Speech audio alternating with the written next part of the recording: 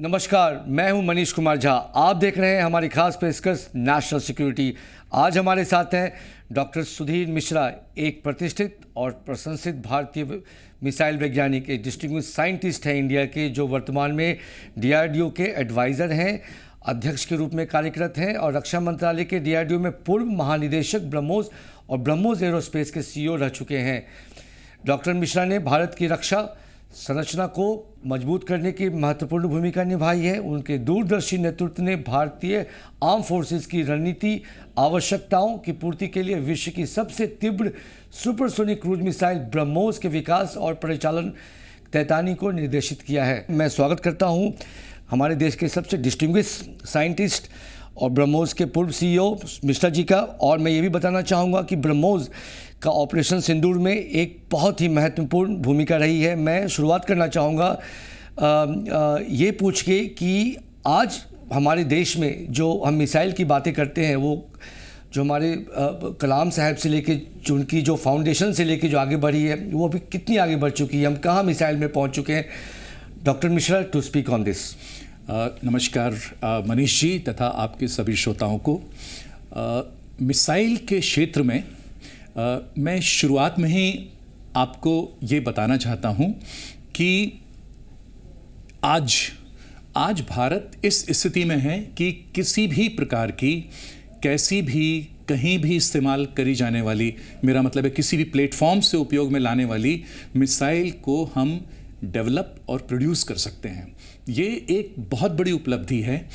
जब हमने 1983 में IGMDP integrated guided missile programme शुरू किया था डॉक्टर अब्दुल कलाम के नेतृत्व में, तब हमने नहीं सोचा था कि हम इतनी जल्दी और अपने खुद के मेहनत से इतना बड़ा प्रोग्राम पृथ्वी, अग्नि, आकाश, नाग, LRSAM, MRSAM, ब्रह्मोस और भी जो समुद्र के नीचे से, पनडुब्बी से जो भी हम मिसाइल फायर कर सकते हैं, वो हम बना पाएंगे, ये कल्पना नहीं की थी हमने। लेकिन भारतीय वैज्ञानिकों की मेहनत, DRDO का सफल नेतृत्व और हमारी भारतीय सरकार की जो सपोर्ट रही है, उससे हमने ये कैपेबिलिटी हासिल की है। और जैसा भी मैंने आपको कहा कि हम किसी भी प्रकार की कैसी भी मिसाइल बना सकते हैं, और हमें सिर्फ ज़रूरत होती है कि जो हमारे उपयोगकर्ता हैं, इंडियन आर्म फोर्सेस, वो बताएं और सरकार हमें फंडिंग दे। और आपने देखा ही कि कुछ दिन पहले, तकरीबन 10-12 दिन पहले, एक शायद ये मैं बात आपको बताना चाहता हूँ कि आज तक के मिसाइल के इतिहास में, सिर्फ भारत में ही नहीं, पूरी दुनिया में, भारत में जो एक स्क्रैमजेट इंजन की टेस्टिंग हुई थी, सुपरसोनिक रैमजेट कंबस्शन इंजन की जो टेस्टिंग हुई थी, और जो लगभग 700 सेकेंड जिस इंजन ने अपना परफॉर्मेंस दिया, तो ये हमारे देश की एक बहुत बड़ी टेक्नोलॉजिकल उपलब्धि है। इतनी बड़ी उपलब्धि है कि अब हम एक हाइपरसोनिक मिसाइल बना पाएंगे इस इंजन को लेकर। और मैं आपको ये बताना चाहता हूँ कि हमने विदेशों से या किसी भी और देश से कोई भी सहायता नहीं ली है। ये हमारी स्वनिर्मित और पूरे अपने देश में बनी हुई मिसाइल का इंजन है।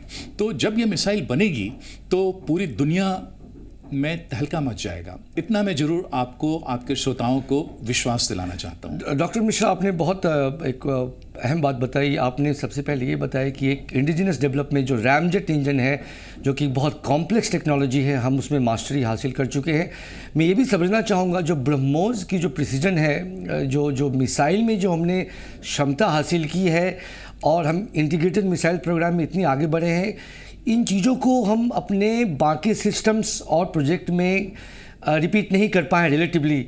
ये सक्सेस के पीछे क्या है राज? अगर आप कुछ और if you want talk little more about कि मिसाइल सिस्टम में हम इतने आगे क्यों बढ़ पाए, क्या फाउंडेशन रहा है, क्या विज़न रहा है, ये समझना बहुत ज़रूरी है अगर इंडिया 2047 की विकसित भारत और डेवलपमेंट के उस स्टेज पे अगर पहुंचने, तो हम इस चीज़ों को भी समझना चाहेंगे आपसे।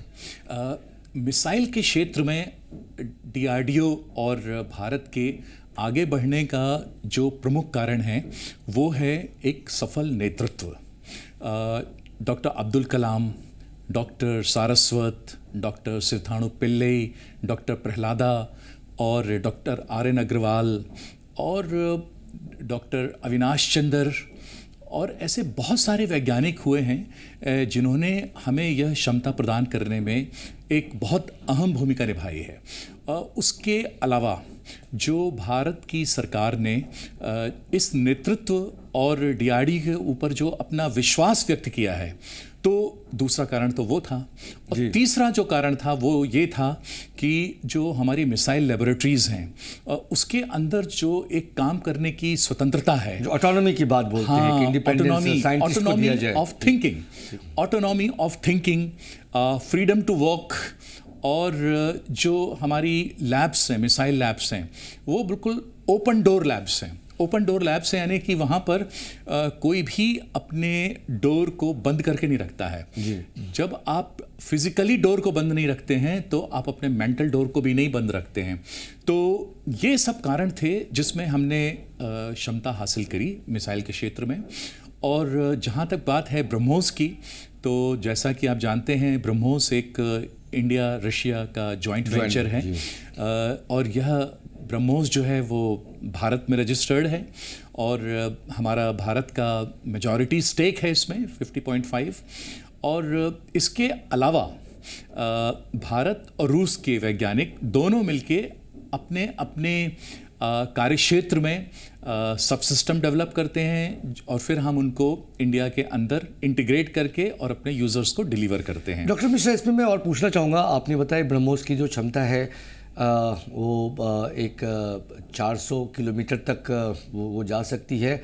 जो नेक्स्ट जनरेशन ब्रह्मोस है उस पर क्या डेवलपमेंट हो रहा है, कि हम कितनी आगे बढ़ रहे हैं, उसकी अपग्रेड में कितनी क्षमता का उस पर विकास हो रहा है, अगर उस पर आप कुछ बताना चाहें, फ्यूचरिस्टिक ब्रह्मोस कैसा होगा? हाँ, देखिए ब्रह्मोस की जो ऑफिशियली डिक्लेयर्ड रेंज है वो है 300 किलोमीटर, 290 किलोमीटर। लेकिन पिछले कुछ दिनों मीडिया में और कुछ आर्टिकल्स पब्लिश हुए थे कि हमने इस रेंज को बहुत ज़्यादा बढ़ा लिया है।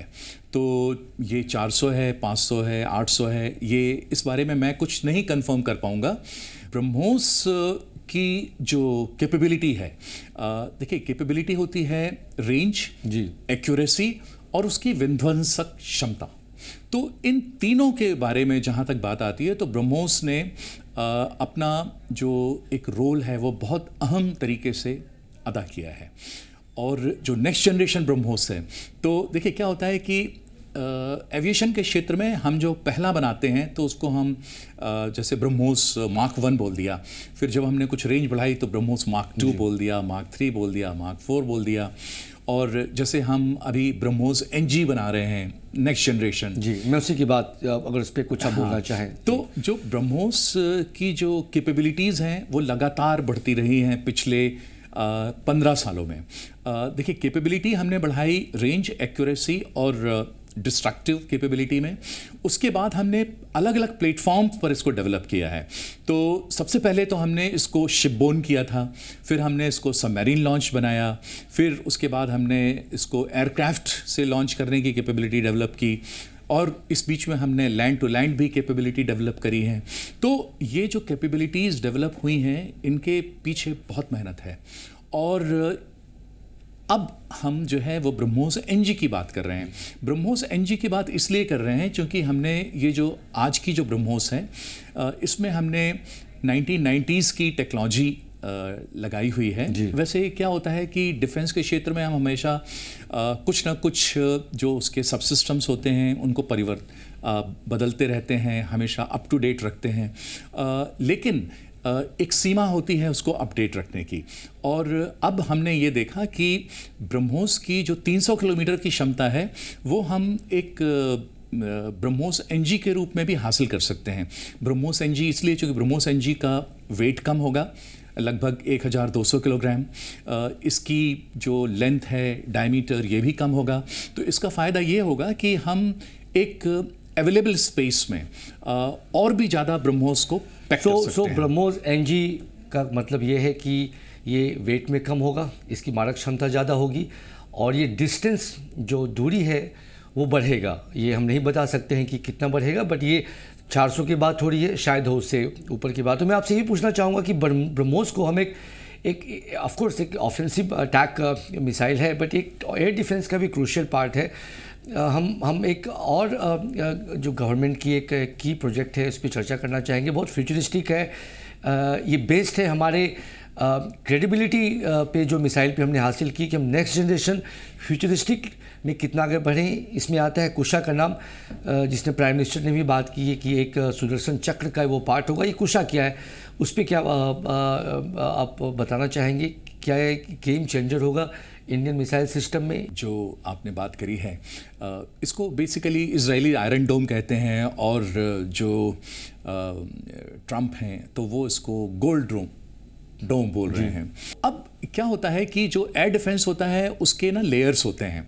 तो जो जैसे पहला लेयर होता है लगभग 10 किलोमीटर का, दूसरा लेयर होता है 25 किलोमीटर का, तीसरा लेयर 25 से 30 बोल लीजिए, थर्ड लेयर होता है 70-80 किलोमीटर का, फिर उसके बाद 125, फिर उसके बाद सीधे हम पहुंच जाते हैं 300 किलोमीटर, उसके बाद हम 500 भी जा सकते हैं। तो इन लेयर्स की मदद से हम जो भी इनकमिंग मिसाइल्स होती हैं या इनकमिंग एयरक्राफ्ट होते हैं तो उनको हम न्यूट्रलाइज कर सकते हैं। तो अब क्या हुआ है कि हमने जो शॉर्ट रेंज की मिसाइल है, मीडियम रेंज की मिसाइल है, लॉन्ग रेंज की मिसाइल, ये सारी डेवलप कर ली हैं। लेकिन जो एक्सटेंडेड रेंज की मिसाइल हैं 300 किलोमीटर्स की, जिसकी हम कुशा की बात कर रहे हैं, तो अब हम वो डेवलप कर रहे हैं। तो जब हम कुशा की बात कर रहे हैं तो हम डेवलप, देखिए एक दो चीज़ें आपको देखनी होंगी कि कुछ दिन पहले, लगभग 2 साल पहले, हमने DRDO ने डिक्लेयर किया था कि हमने solid fuel ducted ramjet technology develop कर ली है, SFDR। तो इससे हम अस्त्रा 2, अस्त्रा 3, अस्त्रा 4 मिसाइल बना पाएंगे, जिसकी रेंज जो होगी 300-400 किलोमीटर होगी, जिसको हम अपने तेजस से या सुखोई से या राफेल से उससे लॉन्च कर सकते हैं। ये काफ़ी पावरफुल, बहुत पावरफुल है। लेकिन कुशा जो है वो जमीन से है। तो कुशा जो है वो आप समझ लीजिए कि एडवांस्ड वर्जन ऑफ S-400। तो ये जो मिसाइल है ये कम्प्लीटली इंडिजिनस है। इसके सारे रडार भारत में बने हुए हैं। इसके लॉन्चर, इसकी मिसाइल्स, जो मैंने आपको बताया कि लगभग 3 से 400 किलोमीटर के बीच जाकर और दुश्मन के एयरक्राफ्ट और दुश्मन की जो मिसाइल हैं उनको न्यूट्रलाइज करेंगी। तो ये प्रोजेक्ट जो है वो काफ़ी एडवांस स्टेज में है, ऐसा मीडिया से पता चलता है। ये बहुत बड़ी बात है डॉक्टर मिश्रा, कि जब मैं ये बताना चाहूँगा दर्शकों की S-400 जो कि एक Russia made air defence system है, वर्ल्ड की सबसे प्रूवन, सबसे कैपेबल मानी जाती है। अगर हम उस क्षमता से आगे बढ़ते हैं तो ये हमारे एयर डिफेंस की और इंडिजिनस डेवलपमेंट की एक बहुत बड़ी अचीवमेंट होगी। अगर हमने मिसाइल के क्षेत्र में इतनी क्षमता हासिल की है, हमने प्रपल्सन सिस्टम, आपने रैमजेट का जिक्र बार बार किया है क्योंकि ये वर्ल्ड की सबसे कॉम्प्लेक्स है। हाँ, एक छोटी मिसाइल में फिट होकर आती है। तो इंजन में हम क्यों नहीं आगे बढ़ पा रहे हैं हमारे साथ, जबकि कावेरी एक काफ़ी हद तक एक आगे बढ़ चुकी है, बट फिर भी वो इंडक्ट नहीं हुई हमारे तेजस में। हम कहाँ हैं और कैसे हासिल कर पाएंगे डॉक्टर मिश्रा? हाँ, अब आप बात कर रहे हैं एयरक्राफ्ट इंजन की। तो एयरक्राफ्ट इंजन के लिए आपको एक बिल्कुल नया शो करना पड़ेगा, फिर मुझे बुलाना पड़ेगा। लेकिन बहुत छोटा सा आंसर देना चाहता हूँ। मैंने इंजन की बात को लेके ही उस पर मैं समझना चाहा कि जब हम ये डेवलप कर सकते हैं रैमजेट, तो हम एक एयरक्राफ्ट इंजन क्यों नहीं डेवलप कर सकते हैं? मैं आपको 2 बातें कहना चाहता हूँ। पहली बात ये कि आप इतिहास उठा के देख लीजिए, हर देश ने कम से कम 30, 40, 50 साल लगाए हैं इंजन डेवलपमेंट करने के लिए। शायद हमने इतना समय DRDO को दिया नहीं, और हम हमेशा जो है वो गोल पोस्ट चेंज करते रहे। कभी हमने कहा कि हमको 60 किलो न्यूटन चाहिए, फिर हमने कहा 70 किलो न्यूटन चाहिए, फिर 90 किलो न्यूटन चाहिए, फिर 105 किलो न्यूटन चाहिए। तो पहले तो एक गोल जो है वो फिक्स्ड होना चाहिए, जो हमारे देश में नहीं था। दूसरी बात यह है कि शायद हमारे यूज़र्स के अंदर और गवर्नमेंट के अंदर पेशेंस नहीं था इस प्रोग्राम को लगातार इन्वेस्टेड रहने का। अच्छा, और मैं आपका ध्यान आकर्षित करना चाहता हूं, जब हमारे चेयरमैन, DRDO के चेयरमैन डॉक्टर समीर कामत ने लगभग 4 महीने पहले एक स्टेटमेंट दिया था कि भारत सरकार हमको लगभग $2 बिलियन दे दे और हम जो है आपको 3 से 4 साल के अंदर एक ऐसा इंजन देंगे जिसका आउटपुट 120 किलो न्यूटन होगा। तो इसके बारे में अगर कोई चर्चा होगी तो भारत जरूर डेवलप कर सकता है। देखिए, जहाँ तक बात है पिछले दशक की या 20 साल पहले की, देखिए कावेरी इंजन के ऊपर लगभग 15 साल पहले काम करना बंद हो चुका है। उस समय मैन्युफैक्चरिंग टेक्नोलॉजी बहुत इन्फीरियर थी भारत के अंदर और एविएशन टेक्नोलॉजी भी बहुत पुरानी थी। अब ये विकसित भारत है, बहुत अलग तरीके का भारत है। मैं आपकी बात से सहमत हूँ, बट मैं यहाँ पे मैं आपको इंटरप्ट करना चाहूँगा। अगर हम इसी डेवलपमेंट की बात बोले तो कहीं ना कहीं अगर हम एक कंपैरिजन करते हैं से चाइना को देखते हैं और हम एक और कंट्री साउथ कोरिया को देखते हैं, मैंने बड़ा ऑब्जर्व किया है कि कहीं ना कहीं इनकी जो फाउंडेशन थी हमारी इंजन की, जो एडवांस टेक्नोलॉजी की, और चाइना की फाउंडेशन थी वो पैरेलल थी। उन्होंने विकसित कर लिया और हम विकसित नहीं कर पाए, जबकि हमारी फाउंडेशन, हमारी इनिशिएटिव, हमारी कॉन्सेप्ट भी उसी दशक में शुरुआत हुई थी। तो कहीं ना कहीं हमें इसको एड्रेस करना चाहिए। आपने डॉक्टर कामत की बात की, बहुत विजनरी है और शायद ये मेरा मानना है और मैं आपसे समझना चाहूँगा कि अगर एक DRDO को एक इंडिपेंडेंट दिया जाए और एक बजट दिया जाए तो क्या वो विकसित कर पाएगी इंजन, या हमें ज़रूरत पड़ेगी ग्लोबल टेक्नोलॉजी से कोलैबोरेशन करने की? बहुत सारे ग्लोबल OEMs हैं, आपके साफरान है, रॉल्स रॉयस है, ये ग्लोबल लेवल पे बनाते हैं, तो क्या हम इनसे कोलैबोरेट किए बिना बना सकते हैं? देखिए, ये अलग अलग थॉट प्रोसेस हैं।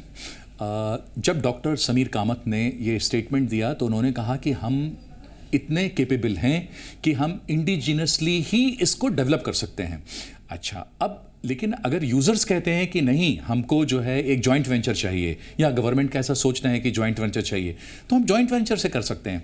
लेकिन आप एक बात याद रखिए कि जब भी आप ट्रांसफ़र ऑफ टेक्नोलॉजी करते हैं या टेक्नोलॉजी अडॉप्ट करते हैं तो आपको सिर्फ 110 या 120 किलो न्यूटन जिसका भी आपने एग्रीमेंट किया है, आपको सिर्फ उतनी टेक्नोलॉजी मिलेगी उससे। और ये चीज़ें जो है लाइसेंस होती हैं, लाइसेंस प्रोडक्शन होता है।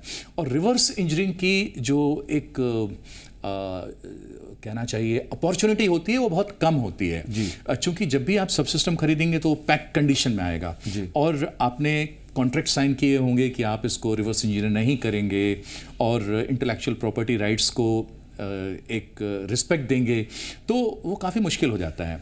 लेकिन मैं ऐसा सोचता हूँ कि हमको 2 प्रोग्राम एक साथ लेने चाहिए जी। एक प्रोग्राम हो जिसमें हम जॉइंट वेंचर में TOT लेके मैन्युफैक्चरिंग करें और दूसरे में हम इंडिजिनसली डेवलप करें। देखिए, भारत में पैसे की कमी नहीं है। मैं हमेशा कहता हूँ भारत एक बहुत रिच, एक बहुत अमीर देश है, धन धान्य से भरपूर है। सिर्फ बात है अपने वैज्ञानिकों के ऊपर विश्वास करने की, उनको आर्थिक और तकनीकी क्षमता प्रदान करनी। आज जो एक देश का युवा है, आज जो हमारी स्टार्टअप कल्चर जो है बहुत आगे बढ़ चुकी है। मैं समझना चाहूँगा कि डिफेंस स्टार्टअप जो है देश में, जो नई टेक्नोलॉजी जो है वो लेके कैसे आ सकती है, क्या कर सकती है, क्या अपॉर्चुनिटी है उसके लिए, और गवर्नमेंट के दरवाजे कैसे खुलते हैं उनके लिए। अगर एक महत्वपूर्ण सब्जेक्ट है क्योंकि जो हमारे दर्शक हैं उनमें बहुत ही समझना चाहेंगे कि वो डिफेंस स्टार्टअप में कैसे आ सके, टेक्नोलॉजी के क्षेत्र में डिफेंस में कैसे कंट्रीब्यूट कर सकते हैं। देखिए, जहाँ तक बात आती है स्टार्टअप कल्चर की, तो सबसे पहले तो मैं भारत सरकार को धन्यवाद और बधाई दोनों देना चाहता हूँ कि उन्होंने हमारे युवाओं के ऊपर, उनके ज्ञान के ऊपर, उनके विज्ञान के ऊपर विश्वास किया। और दूसरी तरफ मैं उन सभी युवा, और देखिए जहाँ तक स्टार्टअप की बात होती है तो सिर्फ युवा नहीं करते हैं स्टार्टअप तो मैंने देखा है कि 70 year old, 75 year old, in fact मैं खुद जुड़ा हुआ हूँ, मैं 65 हूँ, मैं खुद जुड़ा हुआ हूँ स्टार्टअप से। तो ये जो एक स्टार्टअप कल्चर आया है हमारे देश में, तो ये हमारे देश की जो प्रगति की दिशा है ये बदल सकता है पूरे तरीके से। अब हमको सिर्फ ये सोचना है कि इन स्टार्टअप्स को ऑर्गेनाइज कैसे किया जाए। अच्छा, अगर हम स्टार्टअप की बात करते हैं, देखिए स्टार्टअप जो हैं वो जो अगर आप कटिंग एज की टेक्नोलॉजी लेंगे तो artificial intelligence, then large data models, robotics, या जो एडवांस्ड मैन्युफैक्चरिंग हैं उसमें हैं, अब या फिर फिनटेक में है, फिनेंशियल टेक्नोलॉजी में है। तीसरा अगर आप देखेंगे एविएशन में तो वो ज़्यादातर स्टार्टअप ड्रोन या एंटी ड्रोन में काम कर रहे हैं। और इसके अलावा मुझे बहुत कम दिखता है कि कोई और क्षेत्रों में ज़्यादा काम हो रहा है। लेकिन मैं आपको ये बताऊंगा मनीष जी कि अगर हमने किसी भी क्षेत्र में सफलता हासिल कर ली तो ये हमारा जो एक आंदोलन है, एक हमारा जो उद्देश्य है वो पूरा हो जाएगा। अच्छा, अब हम बात करते हैं आर्टिफिशियल इंटेलिजेंस की, चूंकि इसके बारे में हर जगह, चाहे आप आईआईटी जाइए, एनआईटी जाइए, कॉलेजेस जाइए, कॉन्फ्रेंसेस जाइए या किसी भी लैब में जाइए, इसी के बारे में बात हो रही है। मैं ऐसे ये बहुत महत्वपूर्ण विषय है आर्टिफिशियल इंटेलिजेंस। मैं इससे पहले जिस दर्शकों को ये बताना चाहूँगा कि जो स्टार्टअप है जो डॉक्टर मिश्रा ने हाईलाइट किया है कि 2 इम्पॉर्टेंट प्लेटफॉर्म्स हैं हमारे कंट्री में। एक डीआरडीओ का प्लेटफॉर्म, जिसे टीडीएफ बोलते हैं, टेक्नोलॉजी डेवलपमेंट फंड। अगर आपके पास अच्छी कॉन्सेप्ट है, मिलिट्री के आइडियाज़ हैं, तो आप टीडीएफ के पास जा सकते हैं। दूसरा है आईडेक्स, जो भी मिनिस्ट्री ऑफ डिफेंस के अंदर आती हैं। तो ये 2 बड़े प्रोग्राम हैं जहाँ से आप स्टार्टअप के रूप में कर सकते हैं। हाँ, ये बहुत अब मैं एआई पे समझना चाहूँगा कि आपने ये हर जगह दिख रहा है एआई का। ऑफ कोर्स लोग एआई को चैट जीपीटी से भी समझना चाहते हैं कि एआई क्या है, बट मैं आपसे ये समझना चाहूँगा। और इनफैक्ट हमारे फरवरी में एक बहुत बड़ी समिट होने वाली है ग्लोबल लेवल पे। जो हमारी गवर्नमेंट है वो देश को देखना चाहती है कि इंडिया एक एआई हब बने, आर्टिफिशियल इंटेलिजेंस का हब बने, जो कि future technology, future system, future economic growth का भी हिस्सा बनने जा रही है। मैं ये समझना चाहूँगा कि एआई का मतलब मिलिट्री में क्या है और इसे हम कैसे बढ़ा सकते हैं, कैसे समझ सकते हैं, और टेक्नोलॉजी में स्टार्टअप इसमें क्या कर सकती है। Doctor Mishra on this. देखिए, जहाँ तक बात है आर्टिफिशियल इंटेलिजेंस के मिलिट्री एप्लीकेशंस की, देखिए जहाँ तक हम सोच सकते हैं, एक होता है उपयोग एप्लीकेशन डेवलप करना, दूसरा है इन्वेंशंस करना, फिर तीसरा है उसके लिए इंफ्रास्ट्रक्चर। बेसिकली क्या होता है कि एआई में 5 स्टेक होते हैं। और हम जो हैं, अगर हम भारत की कैपेबिलिटी देखें, हमारा स्ट्रेंथ देखें, तो मेरा ऐसा सोचना है कि हमको एप्लीकेशन के ऊपर फोकस करना चाहिए। कारण उसका एक है, चूँकि लोगों के सोच में ऐसा है कि जो एआई है वो अनएम्प्लॉयमेंट बढ़ा देगा, नंबर 1। नंबर 2, उनका ऐसा सोचना है कि एआई से जो स्किल्ड पर्सन है वो रिप्लेस हो जाएंगे। बट ऐसा नहीं है, ऐसा नहीं है, ऐसा बिल्कुल नहीं है, बिल्कुल गलत है। जहाँ तक बात है मिलिट्री एप्लीकेशन की, तो एक बहुत सिंपल एग्जाम्पल है। एक सिंपल एग्जाम्पल ये है कि अगर आपने एआई सपोज करिए मिसाइल में यूज़ किया, तो मिसाइल में यूज़ किया, तो जब आप मिसाइल में यूज़ करते हैं तो सपोज करिए आप एक एयर डिफेंस बैटरी यूज़ कर रहे हैं और 100 टारगेट्स हैं, या कह लीजिए 100 टारगेट की बजाय कह लीजिए 100 ड्रोन्स हैं। तो उसमें से जो सबसे लीथल ड्रोन है, कोई बड़े साइज़ का जिसमें ज़्यादा बड़ा वेपन है, तो उसको एंगेज करने के लिए जो आप इसमें सॉफ्टवेयर बनाएंगे, जो आर्टिफिशियल इंटेलिजेंस, वो खुद मशीन डिसाइड कर लेगी कि मुझे जो 100 आ रहे हैं इसमें से मुझे मेनली 5 को एंगेज करना है, क्योंकि वो 5 जो हैं दे आर मोर डेंजरस। बाकी जो हैं 95 को, जो हमारी आर्टिलरी गन्स हैं या जो छोटे लेवल पर जो होती हैं, तो ये जो क्षमता है और डिसीजन मेकर जो एआई कर सकती है, एआई कर लेगा बहुत इजीली। और ये बहुत ही अच्छा एग्जांपल है। डॉक्टर मिश्रा, मैं एक बहुत महत्वपूर्ण सवाल पूछना चाहूँगा आपसे। आप एक महानिदेशक रह चुके हैं, पूर्व डीजी रह चुके हैं। डीआरडीओ की एकमात्र संस्था है जो कि डिफेंस रिसर्च में लगी हुई है हमारे देश में। ऑफ कोर्स कई प्राइवेट इंडस्ट्री जो है वो काफ़ी आगे आई हैं। हम भारत फोर्ज की बात बोलते हैं, हम लार्सन टुब्रो की बात बोलते हैं, वो भी एक रिसर्च करती हैं किसी लेवल पे। बट हम ये देखते हैं, और डीआरडीओ की जो क्षमता है मिसाइल से, टैंक से और नेवल जो हमारे प्लेटफॉर्म्स हैं, काफ़ी वाइड और वर्सेटाइल है। बट हम ये भी समझना चाहेंगे कि डीआरडीओ एकमात्र एजेंसी है। हम डीआरडीओ को आगे कैसे बढ़ा सकते हैं, डीआरडीओ को एक नई दिशा में कैसे ले जा सकते हैं, हम डीआरडीओ को 10 साल कैसे देखेंगे, और क्या डीआरडीओ इतनी सारी जो प्रोजेक्ट है, इतनी जो रेंज ऑफ प्रोजेक्ट है, क्या वो they should continue, DRDO scientist continue working on this project, या डीआरडीओ को एक कोर पे फोकस करना चाहिए? कैसी डायरेक्शन होनी चाहिए हमारे देश में आर&डी की? मैं बहुत इंपॉर्टेंट क्वेश्चन पूछना चाह रहा हूँ, और ये इंपॉर्टेंट है। अगर आर&डी का विकास हो, आर&डी पे फोकस हो, टेक्नोलॉजी तभी आएगी और तभी देश आगे बढ़ेगा। इस पे क्या करना चाहेंगे? आप तो बहुत 40 साल का आपका अनुभव है आर&डी का, इंडिया के प्रीमियम इंस्टीट्यूशन में आपने देश को बहुत दिया है और महत्वपूर्ण भूमिका निभाई है ब्रह्मोस में। Doctor Mishra on this?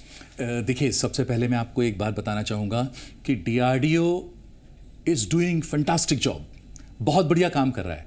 और सिर्फ मिसाइल के क्षेत्र में नहीं, जब बात करते हैं हम मिलिट्री इलेक्ट्रॉनिक्स के ऊपर, एविएशन के ऊपर, जो एक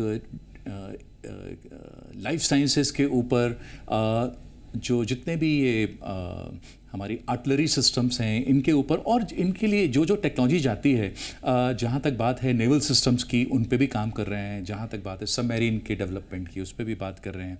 शिप्स के लिए, टैंक्स के लिए, मिसाइल, मतलब हर क्षेत्र में DRDO काम करता है। DRDO ने जितना डिलीवर किया है देश को, तो उसको हाईलाइट करना चाहिए।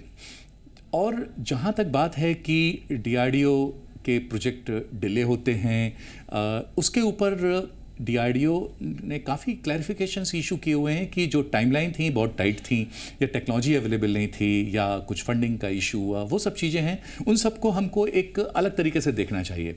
लेकिन जो DRDO ने हमारे देश को दिया है, वो मैं लगभग पढ़ रहा था कहीं, लगभग 7 अभी जो हमने जितनी टेक्नोलॉजीज डेवलप की हैं और जिनसे जितना प्रोडक्शन हुआ है, तो लगभग 7 लाख करोड़ का प्रोडक्शन हुआ है। और हमने एक्सपोर्ट किए हैं, और सारे जो हमारी जो इक्विपमेंट है वो DRDO की इक्विपमेंट है, जो पूरी इनफैक्ट ब्रह्मोस हमारा जॉइंट प्रोजेक्ट है, बट हमने कई अलग सिस्टम जो हमने दुनिया को दिए हैं जो DRDO की ही डेवलप की हुई है। एकमात्र एजेंसी है जो ये डेवलप करती है। कोई भी प्राइवेट कंपनी हो, DRDO हमेशा प्राइवेट कंपनीज की हैंड होल्डिंग करना चाहती है, उनको टेक्नोलॉजी ट्रांसफ़र करना चाहती है।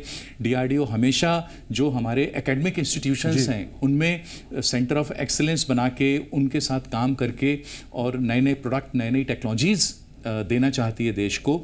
देखिए, आपको मैं एक बात बताऊं, आजकल जो भी यूज़र देगा, अगर वो अपनी टेक्नोलॉजी रिक्वायरमेंट देगा, उस रिक्वायरमेंट की लाइफ 3 साल, 4 साल, 5 साल, अगर ड्रोन की बात करते हैं तो 1 साल, इससे ज़्यादा नहीं है। तो अगर हम बहुत ज़्यादा लंबा सोच के और प्लानिंग करेंगे तो हम शायद फेल हो जाएंगे। सही बात, आपने टेक्नोलॉजी के पेस की बात की है। और 2 महत्वपूर्ण बात मैं करना चाहूँगा। डॉक्टर मिश्रा ने हाईलाइट किया कि एक तो DRDO हमारा फोकस हो, रिसर्च R&D हमारा फोकस हो, साइंटिस्ट हमारा फोकस हो, और प्राइवेट इंडस्ट्री के साथ में DRDO मिलकर आगे बढ़ेगी तो एक नई दिशा में देश जाएगी। धन्यवाद करना चाहूँगा डॉक्टर सुधीर मिश्रा का जी भारत में आने के लिए। धन्यवाद। मनीष कुमार झा, बहुत बहुत धन्यवाद।